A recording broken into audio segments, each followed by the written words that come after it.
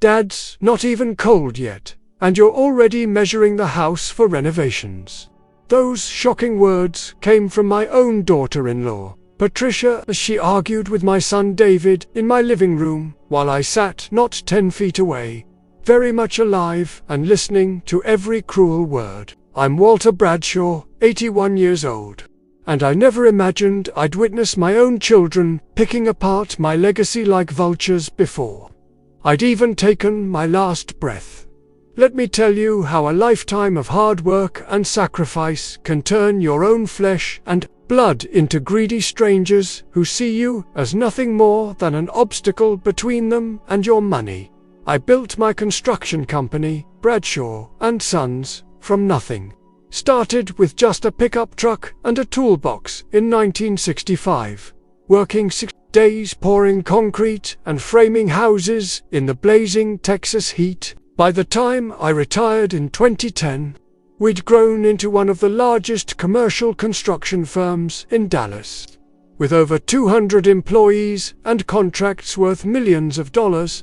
My wife Helen and I raised 4 children, David, 58, who worked alongside me for 30 years before taking over as CEO, Jennifer, 55, who became a successful real estate attorney, Michael, 52, who chose academia and teaches engineering at UT, and Rebecca, 49, who married young and devoted herself to raising her 5 children. I always believed I was building something bigger than just a business. I was creating a legacy that would provide for my family for generations. Every missed dinner, every cancelled vacation, every weekend spent on job sites instead of at home was justified by the vision of my children and grandchildren, living comfortably because of the foundation I was laying. When Helen died 3 years ago from complications related to Alzheimer's, I thought my family would come together to support each other through our grief. Instead, that's when the circling began. It started subtly.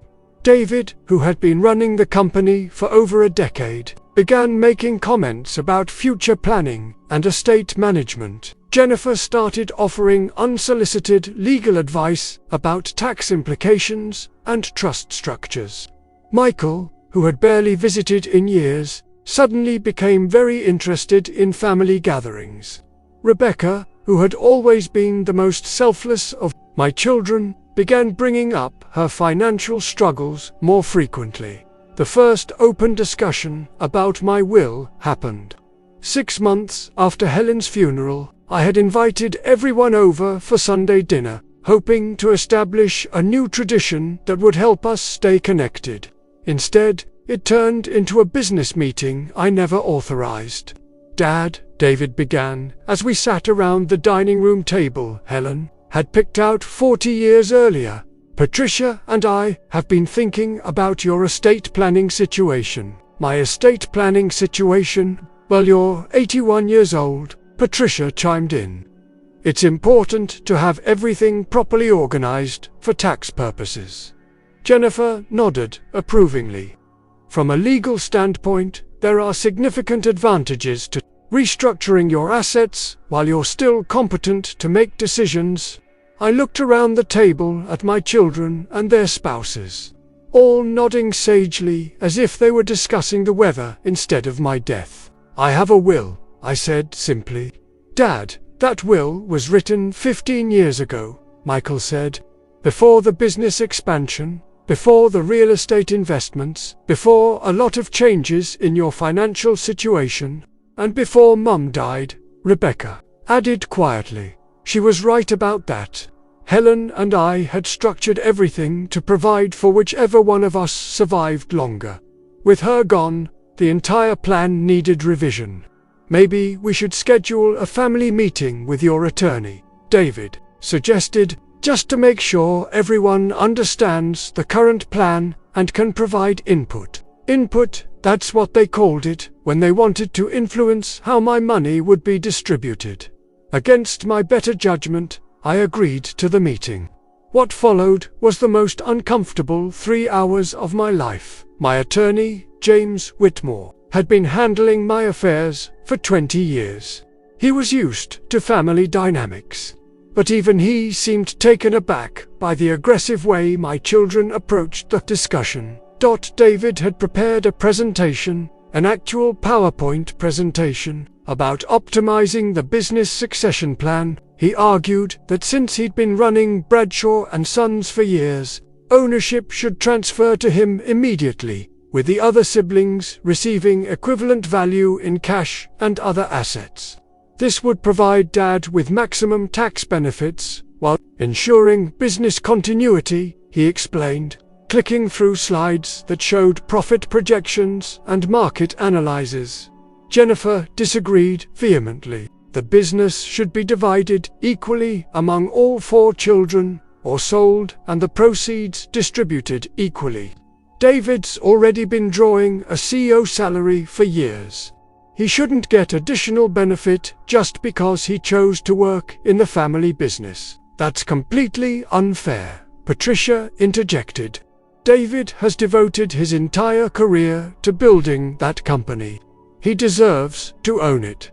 Michael, meanwhile, had his own agenda.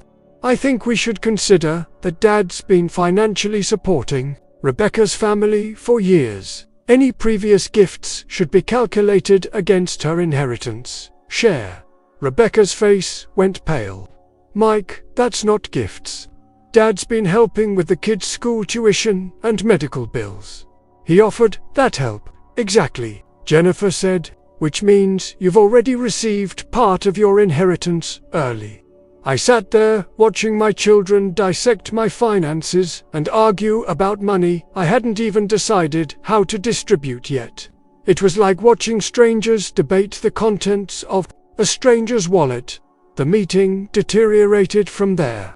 By the end, voices were raised, accusations were flying, and my attorney looked like he wished he'd chosen a different profession. Perhaps we should table this discussion and reconvene when emotions aren't so high, James suggested diplomatically.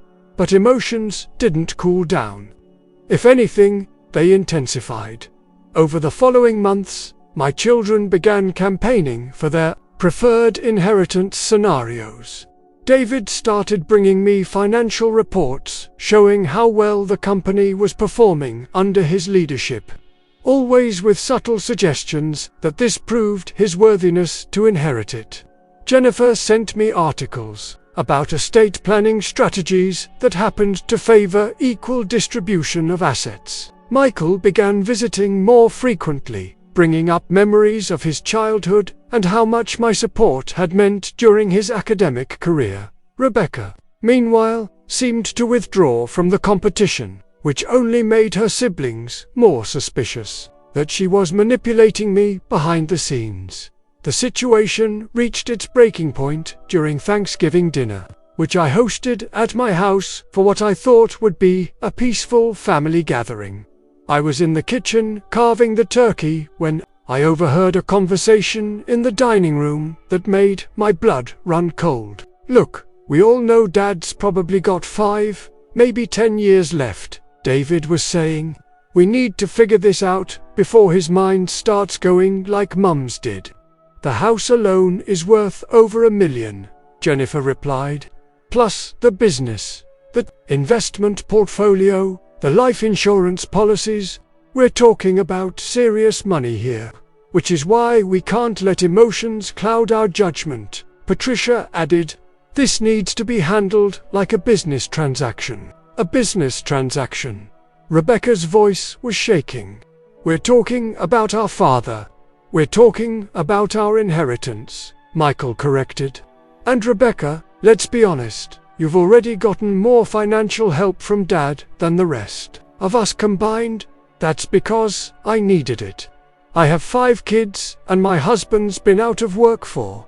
That's not our problem, Jennifer interrupted. The inheritance should be based on equity, not need. I stood in that kitchen, turkey carving, knife in my hand, listening to my children discuss my death and my money as if I were already in the ground. None of them seemed to remember that I was still alive, still capable of making my own decisions. still their father, rather than just a pile of assets waiting to be divided. That's when I made a decision that would change everything. I walked into the dining room carrying the carved turkey, set it on the table, and looked at each of my children. "I need to tell you all something," I said quietly. The room fell silent. "I've been listening to your conversation, and I want you to know that I'm rewriting my will." David's face went pale. "Dad, you were just dividing up my assets like I'm already dead." "Well, I'm not dead yet, and I'm still capable of making decisions about my own money." What I didn't tell them that day was what I'd already put into motion. Earlier that week, I'd had a private meeting with James Whitmore, not to discuss the inheritance scenarios my children wanted, but to explore something completely different. "James, what would happen if I gave away most of my money while I'm still alive?" He looked surprised. "You mean charitable giving? There are certainly tax advantages too. I mean giving it to people who actually need it and appreciate it, instead of leaving it to people who are already fighting over it like hyenas." Over the next several weeks, James and I crafted a plan that would accomplish exactly what I wanted: shock my children into recognizing how their greed had poisoned our family relationships, while ensuring my wealth went to people who would truly benefit from it. The new will was radical. Instead of leaving my estate to my children, I was leaving the bulk of it to establish a foundation that would provide college scholarships for underprivileged kids, support for struggling single parents, and assistance for elderly people who couldn't afford proper health care. Each of my children would receive $50,000, enough to know I hadn't forgotten them, but not enough to fight over. The family business would be sold, with proceeds going to the foundation. But here's the twist that would either teach them a valuable lesson or confirm that I'd raised for ungrateful strangers. There was that could change everything. If my children could demonstrate, through their actions over the following year, that they valued family relationships more than money, I would revise the will to include them more substantially. But they would have to prove it by how they treated me and each other, not through words or manipulation. I kept this plan secret for 3 months, watching and listening as my children continued their inheritance scheming. David started bringing Patricia to every family gathering, where she would make increasingly obvious hints about their financial plans. "When David inherits the business, we're thinking of expanding into commercial real estate," she'd say, as if it were already decided. Jennifer began scheduling regular lunches with me, during which she'd casually mention legal cases she'd handled involving contested wills. "You know, Dad, the clearer and more specific a will is, the less likely it is to be challenged in court." Michael's visits became more frequent, but they felt calculated rather than genuine. He'd ask questions about my health, my memory, my daily routines, questions that felt more like a competency evaluation than caring conversation. Rebecca, meanwhile, seemed genuinely conflicted. During one of our private conversations, she broke down crying. "Dad, I hate what this is doing to our family. I hate that we're all thinking about money instead of just enjoying the time we have left with you." "Then why don't you say something to your siblings? Because I need that inheritance too. With 5 kids and Tim's employment situation, I can't afford to take the moral high ground if it means my children won't be able to go to college." At least she was honest about her motivations. The situation exploded into open warfare during my 82nd birthday party, which I'd planned as a test of sorts, instead of the usual family dinner. I'd invited not just my children and their families, but also some of the people who had become important to me in recent years. Maria, my housekeeper who had been like family since Helen's death. Tom, the young man who did my yard work and had become a surrogate grandson. Father Martinez from my church, and several neighbors who checked on me regularly. My children were clearly annoyed by the presence of outsiders at what they considered a family event.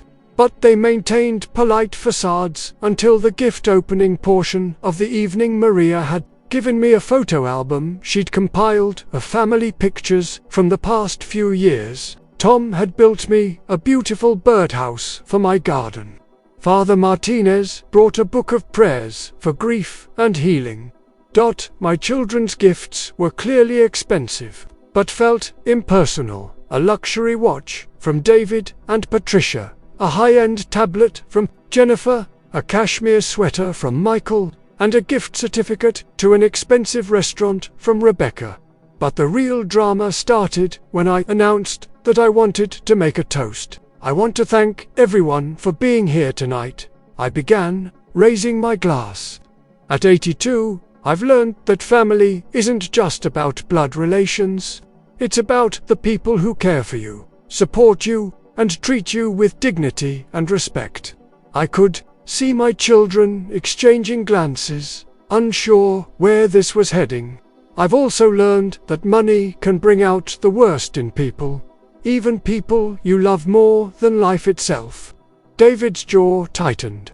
So I want you all to know that I've made some decisions about my estate that might surprise some of you. The room went completely silent.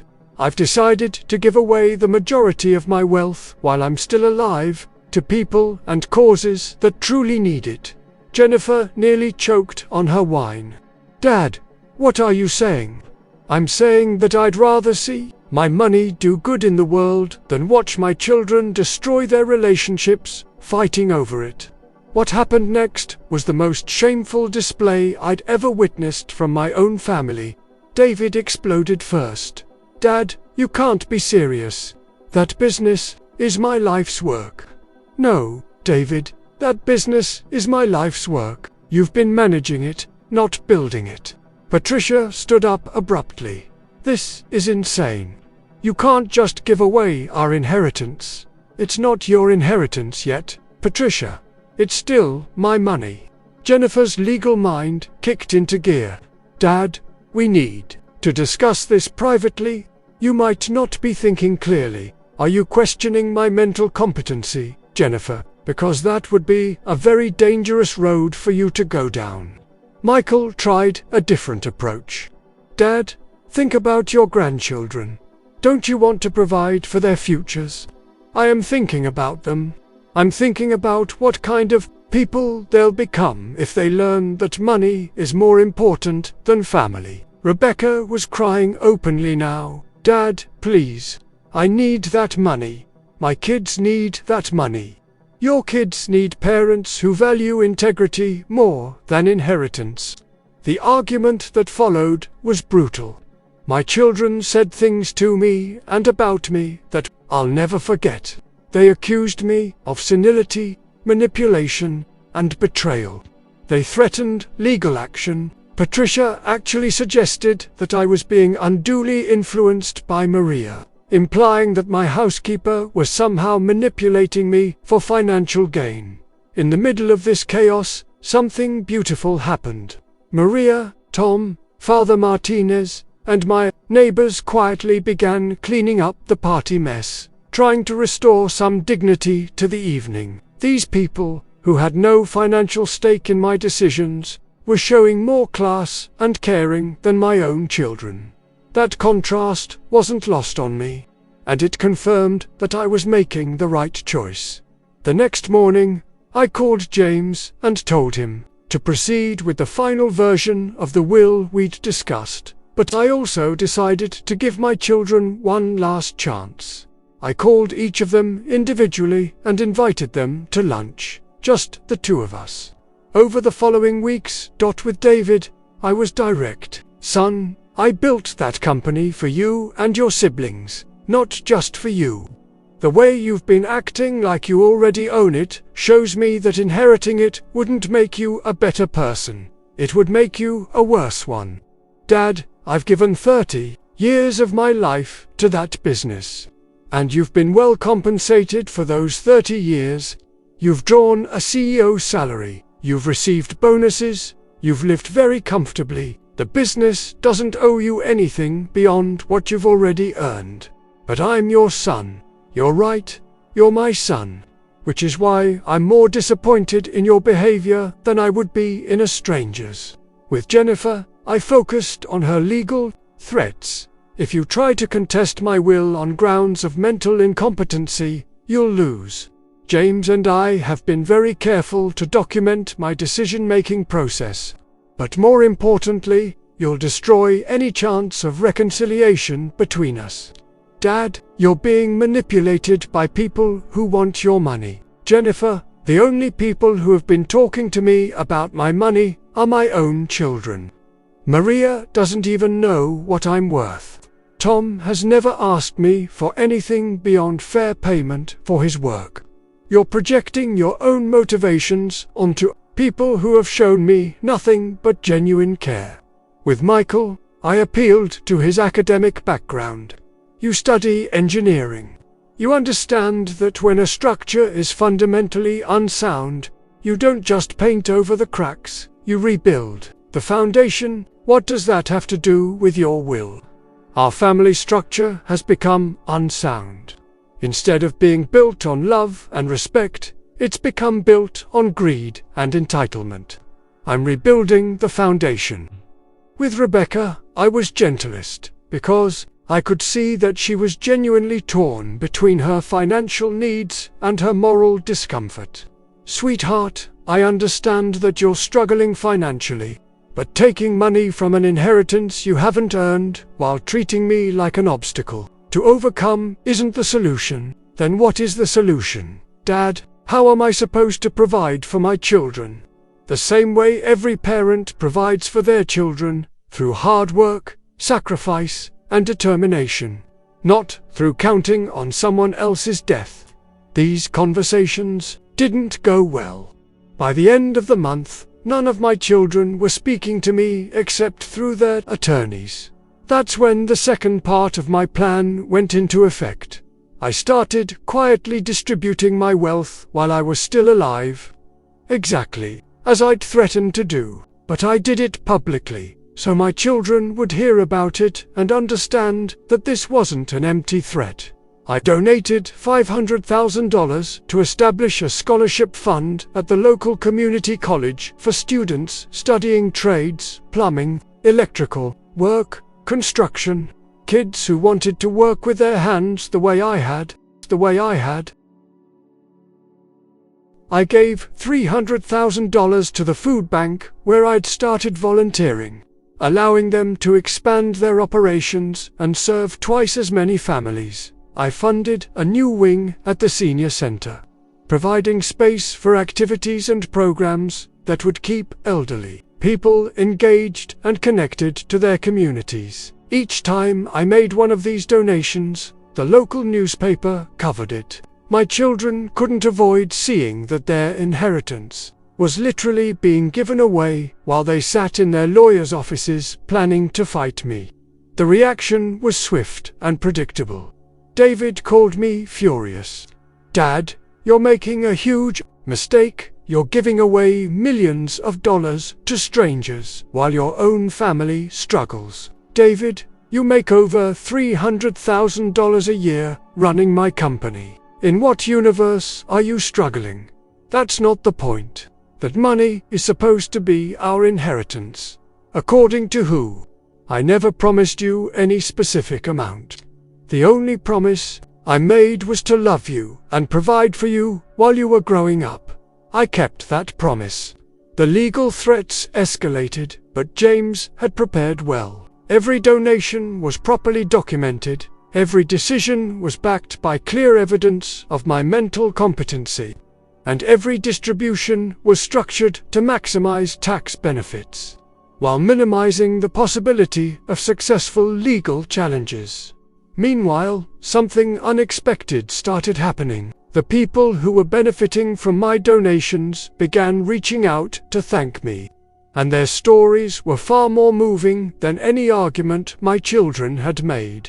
Maria Elena Rodriguez, a single mother of 3, sent me a handwritten letter explaining how the scholarship fund would allow her eldest son to study electrical work instead of dropping out of school to work full-time. "Mr. Bradshaw," she wrote, "you have given my son a future he never thought possible." Tom Bradley, the director of the food bank, invited me to see the new facilities my donation had funded. "Walter, we're now serving 200 families a week instead of 100. That's 200 families who won't go to bed hungry because of your generosity." Margaret Chen, who ran programs at the senior center, showed me the activities happening in the new wing. "Look at this," she said, gesturing to a room full of elderly people taking art classes, playing games, and socializing. 3 months ago, most of these people were sitting alone in their apartments. Now they have community, purpose, friendship. You've given them reasons to get up in the morning. These were the impacts my money was having when given to people who truly needed it. It was hard to feel bad about my children's anger when I could see such genuine gratitude and positive change. But the story doesn't end there. Because 6 months into my donation spree, something shifted. Rebecca was the first to reach out. Not through a lawyer, but with a simple phone call. "Dad, I've been thinking about what you said, about earning what we have instead of counting on inheritance. Oh, Tim found a job. It's not perfect, but it's steady work with benefits. And I've started a small business, party planning for kids' birthdays. It's not much yet, but I'm making my own money for the first time in 20 years. How does that feel? Scary. But also, good. Really good. I forgot how proud I could feel about earning something myself. I'm proud of you, too, sweetheart. Dad, I owe you an apology. The way I acted, the things I said about needing your money, I was thinking like a victim instead of thinking like your daughter. That conversation lasted 2 hours, and for the first time in months, I felt like I was talking to my little girl again instead of someone calculating the value of my death. Michael was next. He called a few weeks later with news that he'd been offered the position of department head at UTW, a promotion that would significantly increase his salary and provide better job security. "Dad, I realized something when I was interviewing for this position. They asked me about my achievements, my goals, my vision for the department. Nobody asked me about my family's wealth or what I expected to inherit. I had to stand on my own merits. And you know what? I'm actually pretty accomplished on my own. I've always been proud of your career, son. I know you have, and I'm sorry I lost sight of that. I got so focused on what I thought I deserved from your estate that I forgot to appreciate what you'd already given me: a good education, strong values, and the confidence to pursue my dreams." Jennifer took longer to come around, but eventually she called to Dad. "I've been thinking about the legal advice I gave you, and I realize I was wrong. Not legally wrong, I think your donations are perfectly legal and well-structured. But ethically wrong. I was giving you advice based on what I wanted, not what was best for you. What made you change your mind?" One of my clients is an elderly woman whose children are fighting over her estate while she's still alive. Listening to their arguments, seeing how much pain it's causing her, I realized I was doing the same thing to you. And how does that make you feel? Ashamed, embarrassed, and grateful that you're strong enough to stand up to us when we were being awful? David was the last holdout, and his conversion was the most dramatic. 9 months after I'd started giving away my wealth, he showed up at my house unannounced on a Saturday morning. I was in my garden planting tomatoes with Tom's help. When David's BMW pulled into my driveway, he got out of the car alone. No Patricia, no lawyers, no agenda that I could see. He looked like he hadn't been sleeping well. "Dad, can we talk?" "Tom, tactfully found some work to do in the backyard, leaving us alone. "I need to tell you something," David said, and I could see that whatever he was about to say was difficult for him. "I'm listening. The company is failing." That was not what I'd expected to hear. "What do you mean, failing?" "I mean, we're going to lose 3 major contracts this quarter, we're behind on 2 construction projects, and I've had to lay off 30 people in the past 6 months." I felt like I'd been punched in the stomach. "David, why didn't you tell me this sooner?" "Because I was afraid you'd think I was incompetent. I was afraid you'd change your mind about leaving me the business. But I already changed my mind about leaving you the business." "I know," and that's when I realized that I'd been so focused on inheriting the company that I'd stopped focusing on actually running it properly. He went on to explain that his preoccupation with the inheritance fight had caused him to make several poor business decisions. He'd been so busy meeting with lawyers and planning for ownership transition that he'd neglected client relationships, ignored warning signs about problem projects, and failed to adapt to changes in the construction market. "Dad, I need your help. Not your money, your expertise. I need you to come back and help me save the company before there's nothing left to save." For the first time in months, I saw my son, instead of a stranger, obsessed with my money. "Of course, I'll help you, but we're going to do this as partners, not as owner and heir apparent." "What do you mean?" "I mean you're going to run the day-to-day operations, and I'm going to provide strategic guidance. But we're both going to focus on building the business, instead of planning to inherit it."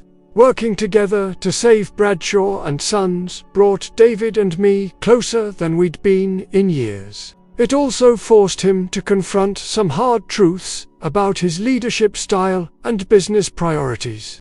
"Dad, I think I became so entitled to the business that I stopped feeling grateful for the opportunity to run it.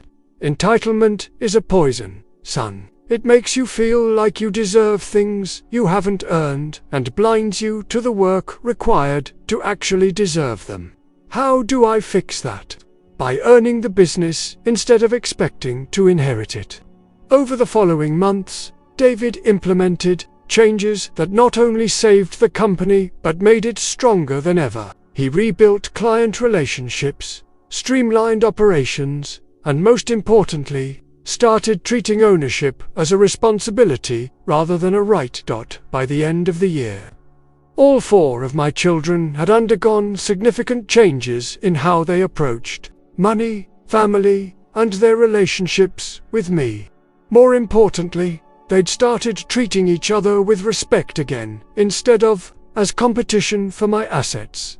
That's when I decided it was time for the final reveal. I invited everyone to Christmas dinner, all 4 children, their spouses, and their kids. For the first time in over a year, the conversation around my dinner table was about family, memories, and genuine connection rather than money and inheritance. After dessert, I asked everyone to stay seated because I had an announcement to make. As most of you know, I've been giving away significant portions of my wealth over the past year. Nods around the table, but no one looked angry anymore. What you don't know is that these donations have been a test. David raised an eyebrow. A test. I wanted to see how you would react when faced with the possibility of losing your inheritance. I wanted to know whether you loved me for who I am or for what I could leave you. Jennifer looked confused. Dad, what are you saying? I'm saying that the will I wrote last year, the one that left most of my estate to charity, was temporary. It included a provision that allowed me to revise it based on how my family behaved during this period. The room was completely silent.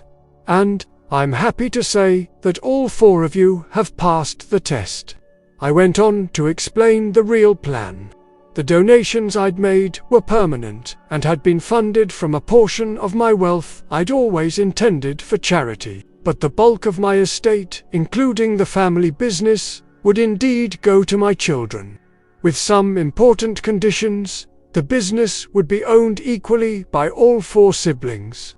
But David would continue as CEO only as long as he maintained the standards of leadership and integrity he'd demonstrated over the past year. Each child's inheritance would include a requirement to donate a significant portion to charitable causes of their choosing, ensuring that the pattern of giving I'd established would continue. Most importantly, any future inheritance disputes would result in the disputed portion being donated to charity rather than fought over in court. I want you to understand, I concluded, that this was never about the money. It was about making sure that my money didn't destroy my family. The reactions were mixed but ultimately positive. There were tears, apologies, and heartfelt conversations that lasted well into the night. Patricia, surprisingly, was one of the most gracious responders. "Walter, I owe you an apology.